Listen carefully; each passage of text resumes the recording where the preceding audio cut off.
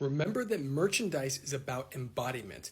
All these action figures behind me, an example of merchandise, are an example of me wanting to bring these attributes of these particular characters or people like Bruce Lee or Bruce Lee Batman that my son custom painted into my life. And that George Lucas understood this so beautifully. George Lucas made that historic deal with 20th Century Fox for the very first Star Wars movie for him to keep the merchandising rights, because Fox at the time did not understand, studios did not understand the power of merchandise, specifically action figures. So for someone like me, I'll have a variation of Batman and know that this makes me feel like, hey, I want to be able to step up as the new guard. That's what this variation, this is a Nightfall Batman is. This is not Bruce Wayne. It's a different Batman who came up when Bruce Wayne broke his back or got his back broken by Bane. Or if you look at this Mr. Freeze here, Mr. Freeze is in search of a cure for his sick wife.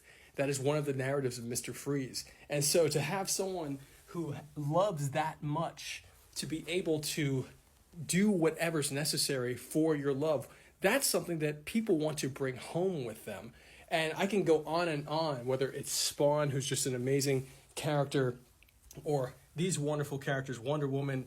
I love this dark side Batman crossover because to me it represents especially this custom paint that my son did, but it represents the dark side and the heroism coming together. I think that's really, really interesting. That's another version of Batman right here, the Batman who laughs.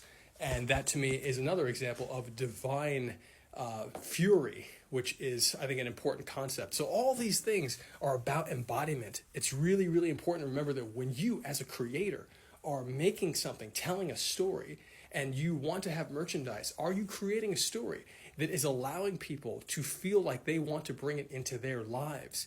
There are some collectors who just collect and collect and collect, but even those collectors who are just hoarding or bringing a bunch of stuff in for a particular intellectual property, they still wish to be in some way, shape, or form to have that story as deep inside of them as possible. And this also bridges us into another paradigm shift in media, which is being able to actually allow people the agency to impact stories that they love and to actually become a part of them. And that's obviously the stuff that I focus on at Real World, on this account. And if you see me on my personal account posting a lot of action figures, it's because I'm really tapping in to that idea of embodiment. I'm really looking at these toys, these action figures, as something to remind me of who I want to be in my life, and then to make sure I tell stories about that, and then to help other people find that for themselves. So I hope this helps you